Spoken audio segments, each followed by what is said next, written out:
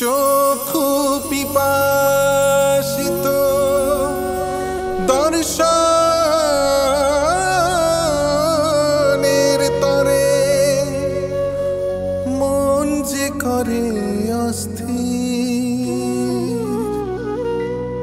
প্রেম যে শুধু প্রিয়জনের তরে। জগতের কেমন মোহরে, জগতের কেমন মোহ।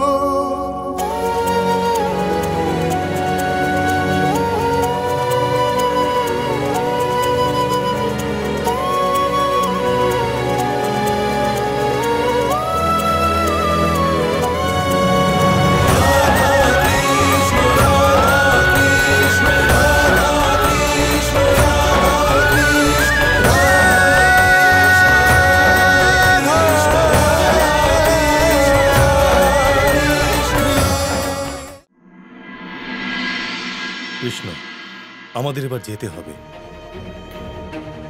খবর এসেছে যে মহারাজ কংসের ধনুর্যজ্ঞ পূরণ হয়ে গেছে। নিশ্চয়ই মহাদেব তাকে ধনুক কবচ নির্মাণ করে দিয়েছেন। যতক্ষণ সেই দৈব ধনুক অটুট থাকবে, কংস জীবিত থাকবে। আপনার ক্ষতি করার জন্য সে এই সুযোগের সদ্ব্যবহার অবশ্যই করবে। আমাদের ওখানে গিয়ে ওই ধনুক ভাঙার কৌশল বের করতে হবে।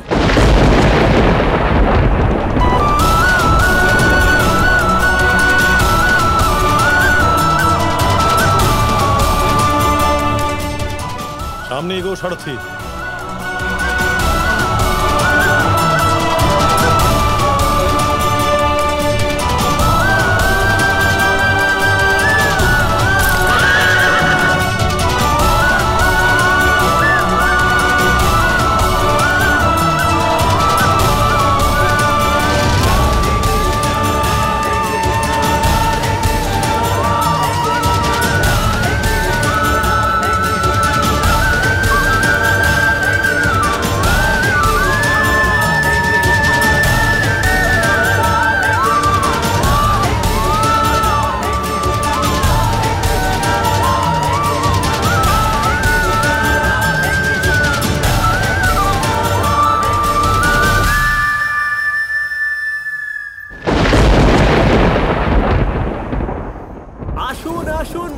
সুন্দর রং বেরঙের কলসি নিয়ে যান। আসুন আসুন, মথুরার প্রসিদ্ধ চাট খেয়ে যান। মথুরার সবচেয়ে ভালো চুড়ি নিয়ে যান। প্রধান মশাই, আমরা কৃষ্ণের আগে এখানে কেন এলাম? কারণ কানাই এখানে ওর বাবা মাকে মুক্ত করার উদ্দেশ্যে আসছে, আর সেটার জন্য তাকে মহাবলী কংসের সামনে মুখোমুখি হতে হবে। আর আমাদের কানাইকে সাহায্য করতে হবে। কংস যা পরিকল্পনা করবে আমাদের সেসব খুঁজে বের করতে হবে। যাও, আর পুরো নগরে ছড়িয়ে ছিটিয়ে থাকো। আর যদি কোনো জরুরি ব্যাপারে তোমরা কিছু জানতে পারো তৎক্ষণাৎ আমাকে জানাবে। যাও।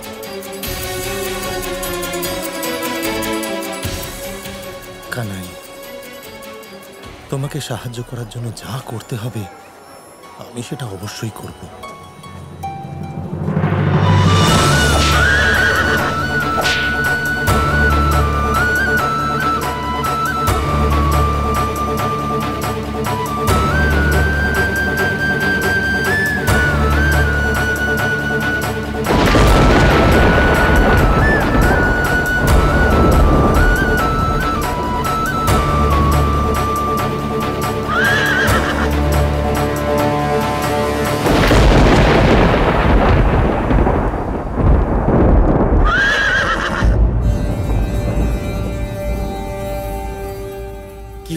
মশাই, আপনি হঠাৎ এই রথ থামিয়ে কেন দিলেন?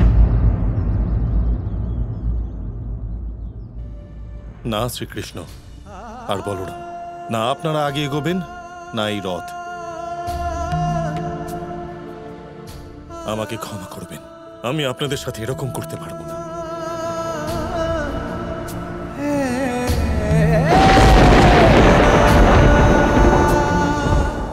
একই কানাই, এ তো অক্রুর মশাইয়ের কাজ, যেটা ওনাকেই করতে হবে।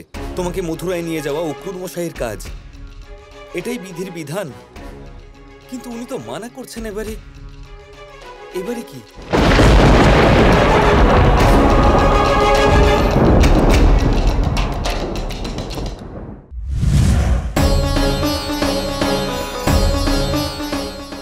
মহাদেব, আপনি কৃষ্ণকে কিরকম ধর্ম সংকটে ফেললেন? যদি সে ধনুক ভেঙে ফেলে তাহলে সবাই জেনে যাবে যে ও স্বয়ং নারায়ণ। আর যদি ও না ভাঙে তাহলে কংসকে বধই করতে পারবে না। এবারও কি করবে মহাদেব? এবার যা করার গৌরী, সেটা কৃষ্ণ নয়, রাধা করবে। রাধা?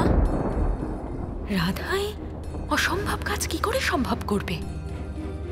গৌরী, রাধার মধ্যে যে শক্তি আছে তার কারোর মধ্যে নেই। একমাত্র রাধাই পারবে শ্রীকৃষ্ণকে এই জটিল সমস্যা থেকে বের করতে। কিন্তু কিন্তু কি মহাদেব? রাধাকে এই বিষয়ে ভাবতে হবে, স্থির চিত্তের সাথে, প্রেমের সাথে। তবেই সে এই সমস্যার সমাধান করতে পারবে। অন্যথায়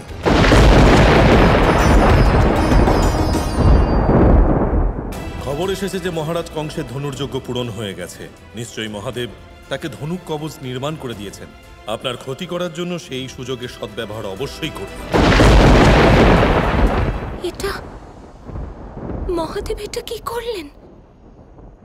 কংসকে এরকম বর কেন দিলেন? আমি যে কৃষ্ণকে এত ভালোবাসলাম, সে তার উদ্দেশ্য পূরণ করতে তার মা বাবাকে মুক্ত করতে যাচ্ছেন।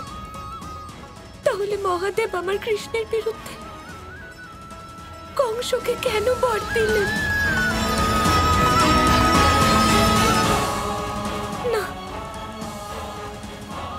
যাই হয়ে যাক, কৃষ্ণ হারতে পারে না, আমি ওকে হারতে দেব না,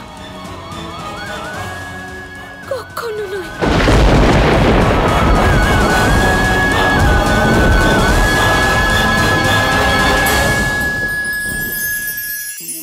এটা সেই নৌকার প্রতিরূপ যা আমাদের নদী পার করায়। এবার বিষয়টা একটু ভেবে দেখুন। সেই বিশাল নৌকা যা আমাদের নদী পার করায়, সেটার নির্মাণ নদীতে নয়, ডাঙায় হয়। আর যদি আমরা এটাকে নদী অবধি পৌঁছতে চাই, তাহলে আমাদের দরকার পড়ে কোনো গরুর গাড়ির অথবা ঘোড়ার গাড়ির। তার সাহায্যে একে বহন করা হয়।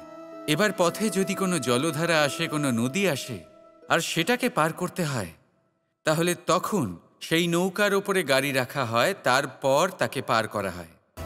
অর্থাৎ এই যাত্রা দুজনের সংযোগ ছাড়া সম্পূর্ণ হতেই পারবে না। সেই জন্যই এই প্রবাদ আছে, কখনো নৌকা তো কখনো গাড়ি। আমাদের সম্পর্কের মধ্যে অতি আবশ্যক, আমাদের সম্পর্কের মধ্যে অত্যন্ত গুরুত্বপূর্ণ হল সংযোগ। সবসময় একসাথে চলা, সংযোগ স্থাপন করা। সবসময় সুখী থাকবেন। রাধা রাধা।